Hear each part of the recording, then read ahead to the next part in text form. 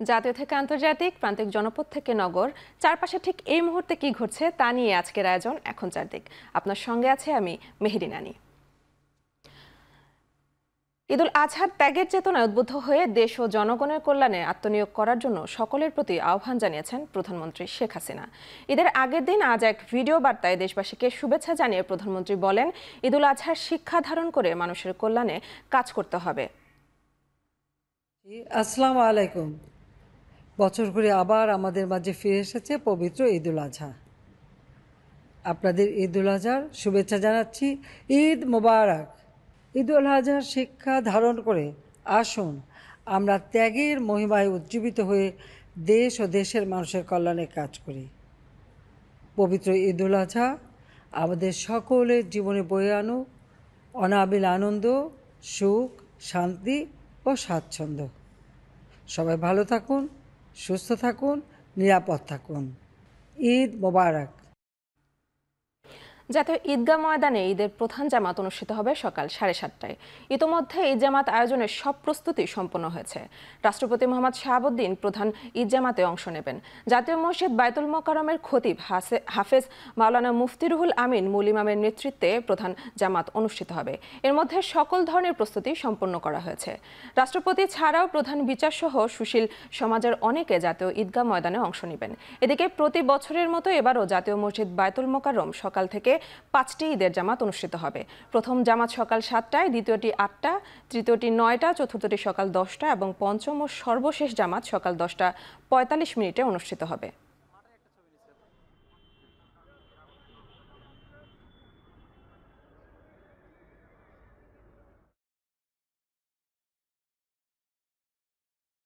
জাতীয় ঈদগাহ ও শোলাকিয়া সহ দেশের বড় ঈদগাহগুলোতে যথেষ্ট নিরাপত্তা ব্যবস্থা রাখা হয়েছে বলে জানিয়েছেন আইন শৃঙ্খলা বাহিনী। আপাতত কোনো ধরনের নাশকতার শঙ্কা নেই, তারপরও পুলিশ ও র্যাব সতর্ক অবস্থায় রয়েছে। কেউ যেন কোরবানির চামড়ার বাজারে অস্থিরতা তৈরি করতে না পারে সে বিষয়েও সতর্ক রয়েছে তারা। ঈদগাহ ময়দানে পরিদর্শন করেন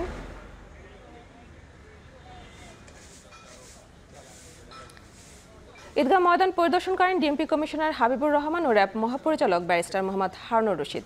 জাতীয় ঈদগাহর পুরো এলাকা সিসি ক্যামেরা দিয়ে পর্যবেক্ষণ, ড্রোন পেট্রোলিং ও ওয়াচ টাওয়ারের মাধ্যমে নিরাপত্তা পরিস্থিতি পর্যবেক্ষণ করা হবে। ডিএমপির ডগ স্কোয়াড দিয়ে সুইপিং করা হবে পুরো এলাকা। এছাড়া মেটাল ডিটেক্টর ও আর্চওয়ের মাধ্যমে তল্লাশি করা হবে। ইউনিফর্ম পুলিশ ছাড়াও ডিবি, এসবি ও অন্যান্য গোয়েন্দা সংস্থার সদস্যরা চারপাশে অবস্থান করবে। কোনো দাহ্য বস্তু নিয়ে ঈদের জামাতে আসা যাবে না।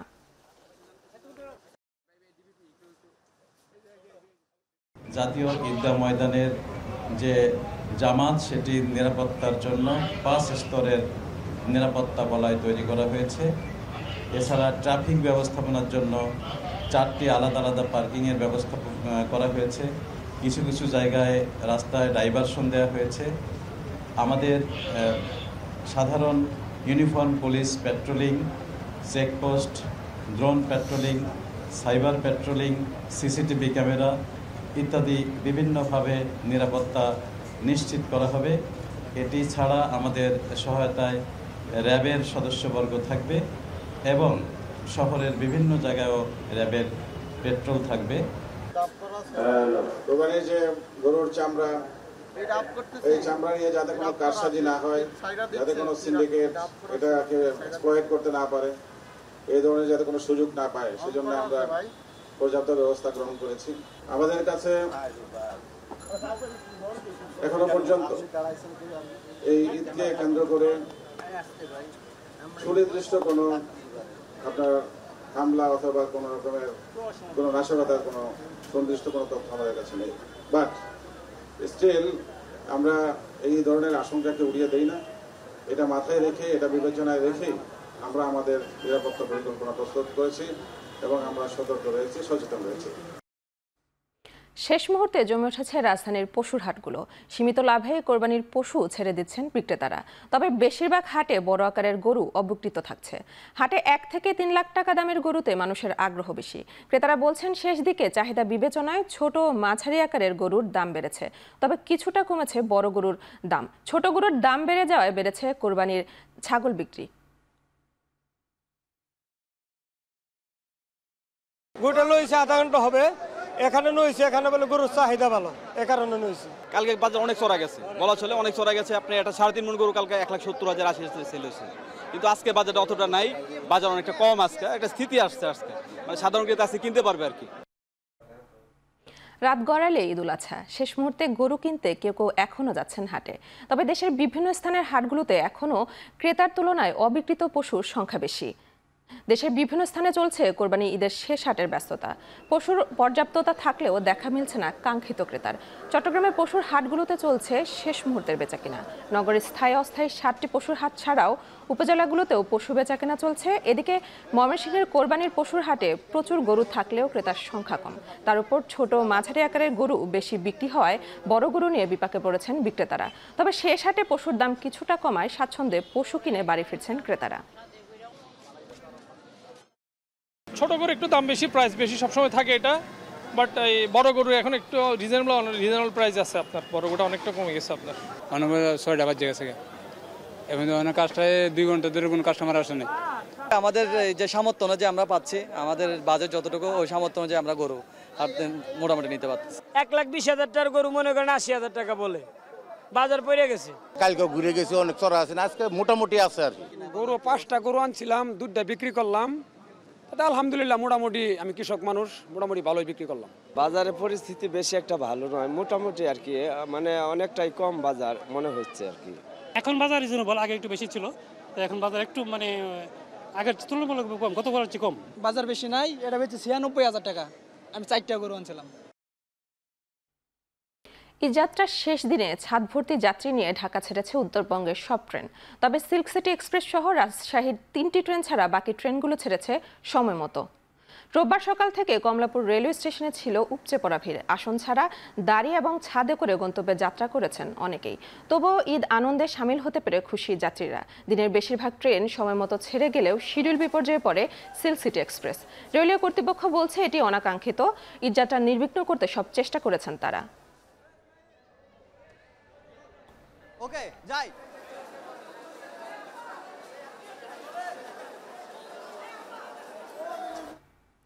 সৌদি আরব সহ মধ্যপ্রাচ্যের প্রায় সব দেশ এবং আমেরিকা, ইউরোপ, অস্ট্রেলিয়ার দেশগুলোতেও ঈদ উদযাপিত হচ্ছে আজ। আরাফার হজের মূল আনুষ্ঠানিকতা শেষে রোববার মিনায় ফিরে পশু কুরবানি সহ অন্যান্য আনুষ্ঠানিকতা সারছেন হাজিরা। সংযুক্ত আরব আমিরাতে স্থানীয় সময় ভোর 6:45 থেকে শুরু হয়েছে ঈদের জামাত। শুধু দুবাইয়ে ঈদের নামাজ আদায় করা হবে 851টি মসজিদে। কাতার, জর্ডান সহ মধ্যপ্রাচ্যের অন্যান্য দেশগুলোতেও পবিত্র ঈদুল আজহা পালিত হচ্ছে আজ। শুধু ওমান ঈদ পালন করবে সোমবার। এছাড়া যুক্তরাষ্ট্র, কানাডা, যুক্তরাজ্য সহ আমেরিকা, ইউরোপ, অস্ট্রেলিয়া জুড়ে ঈদ উদযাপন করবেন বিপুল সংখ্যক মুসলিম।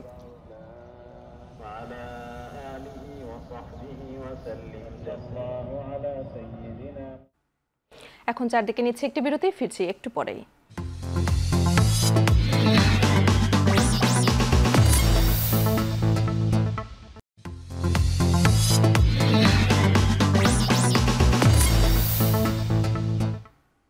ফিরে এলাম বিরতির পর। আপনারা দেখছেন এখন চারদিক। সেন্ট মার্টিন ইস্যুতে গুজব ছড়ানো হচ্ছে বলে মন্তব্য করেছেন আওয়ামী লীগের সাধারণ সম্পাদক ওবায়দুল কাদের।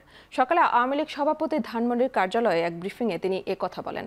আরও বলেন, মিয়ানমারের বিষয়ে সতর্ক অবস্থান আছে বাংলাদেশ, আলোচনা করে সমস্যার সমাধান হবে। মিয়ানমারের সাথে আমরা যুদ্ধ বাঁধাবো, সারা পৃথিবী অনেকটা রণক্ষেত্রে পরিণত হয়েছে। আমরা যতদূর সম্ভব আলাপ আলোচনার মাধ্যমে সমস্যার সমাধান, যে কোনো সমস্যার সমাধান আমরা করতে পারবো। আমরা তাদের সাথে আমাদের আলাপ আলোচনার দরজা এখনো খোলা। আলাপ আলোচনার মাধ্যমেই আমরা সমস্যার সমাধানের ব্যাপারে শেখ হাসিনা সরকার আগ্রহী।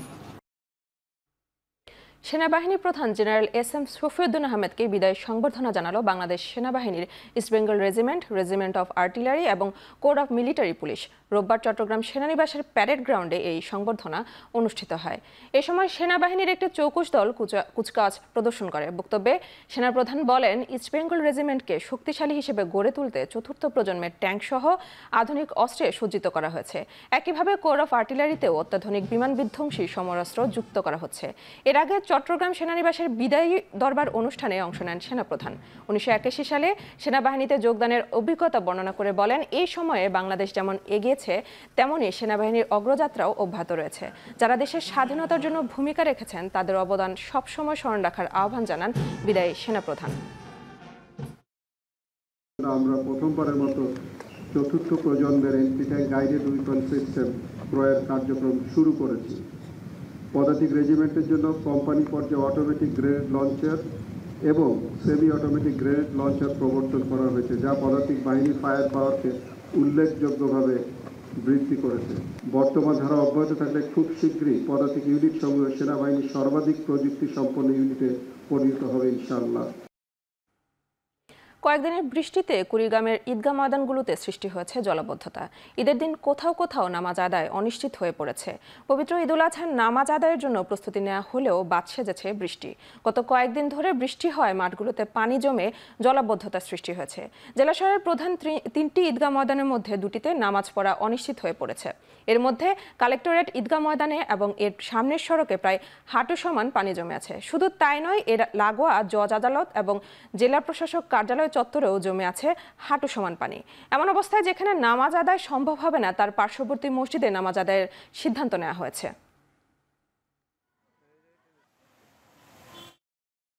পশ্চিমবঙ্গে টানা বৃষ্টিপাতের কারণে আশঙ্কাজনক হারে বাড়ছে তিস্তার পানি। ব্যাপক ক্ষয়ক্ষতির মুখে পড়েছেন বাসিন্দারা। অবিরাম বৃষ্টিতে ফুসছে তিস্তা, জলঢাকা ও ডুয়ার্সের পাহাড়ি ঝোড়া নদী। গেল শনিবার রাতভর বৃষ্টির পর জলঢাকা নদীর সংরক্ষিত ও অসংরক্ষিত উভয় এলাকায় জারি করা হয়েছে হলুদ সতর্কতা।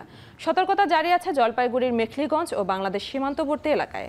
রোববার সকালে আকাশ মেঘলা থাকায় দুর্যোগ পরিস্থিতির আরও অবনতি হতে পারে এমন আশঙ্কা করছে আবহাওয়া অধিদপ্তর। বজ্রসহ ভারী বৃষ্টি অব্যাহত আছে জলপাইগুড়িতে। এছাড়া ঝড়ের তাণ্ডবে লণ্ডভণ্ড পশ্চিমবঙ্গের বাঁকুড়ার বিস্তীর্ণ এলাকা। বসতবাড়ির টিনের চাল উড়ে যাওয়ায় পাশাপাশি বিদ্যুৎ ও ইন্টারনেট যোগাযোগ বিচ্ছিন্ন হয়ে পড়ায় দুর্যোগপ্রবণ এলাকা পরিদর্শনে নেমেছে প্রশাসন।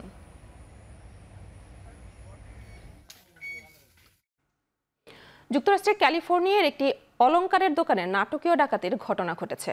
নজরদারি ক্যামেরায় দেখা গেছে অন্তত 20 জন কাঁচ ভেঙে দোকানে প্রবেশ করেছে।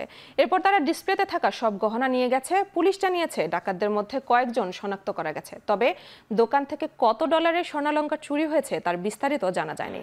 স্থান নিশ্চিত করা গেছে ভিডিওতে পাওয়া রাস্তা আর দোকানের ব্যানার দেখে। পুলিশ এখনও এই ডাকাতির বিষয়ে তদন্ত করছে।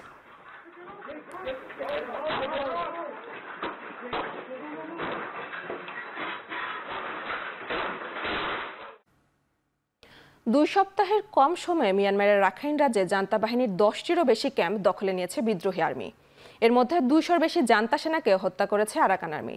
রাখাইন রাজ্যের মংডু শহরের বিভিন্ন সেনাঘাঁটি লক্ষ্য করে হামলা চালাচ্ছে বিদ্রোহীরা। মে মাসে বুথিডং শহরের দখলের পর মংডুতে বড় পরিসরে হামলা চালায় আরাকান আর্মি। এই দুই শহরই রাখাইনের উত্তর পূর্বাঞ্চলে অবস্থিত, যা বাংলাদেশ সীমান্তের কাছে।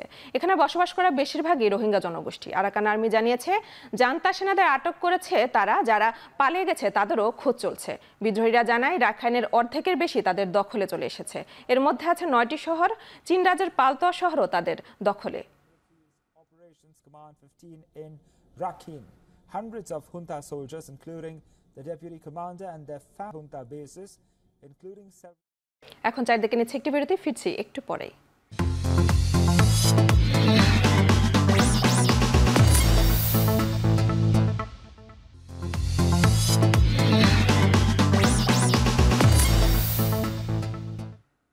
আপনারা দেখছেন এখন চারদিক, আপনাদের সঙ্গে আছে আমি মেহেরিন আনি। সিঙ্গাপুরে যুব এশিয়ান হকি ফেডারেশন কাপে নারী পুরুষ 2 বিভাগে জয় পেয়েছে বাংলাদেশ। রোববার নিজেদের প্রথম ম্যাচে স্বাগতিকদের বিপক্ষে 7-0 গোলে জয় পেয়েছে বাংলাদেশের যুবারা। এদিন লাল সবুজ জার্সি গায়ে একাই 5টি গোল করেছেন আমিরুল ইসলাম, আর একটি করে ফিল্ড গোল করেন জয় ও রকিবুল। এদিকে বিকেলে হংকংয়ের মুখোমুখি হয় বাংলাদেশের নারীরা। দলটির বিপক্ষে 2-1 গোলে জয় নিশ্চিত করে বাংলাদেশ। 2টি গোল করেছেন রিয়া ও আইরিন। এটি টানা দ্বিতীয় জয় বাংলাদেশের। ঈদের দিন নারী দলের খেলা না থাকলেও ছেলেদের খেলা রয়েছে। নিজেদের দ্বিতীয় ম্যাচে লঙ্কানদের মোকাবেলা করবে বাংলাদেশ।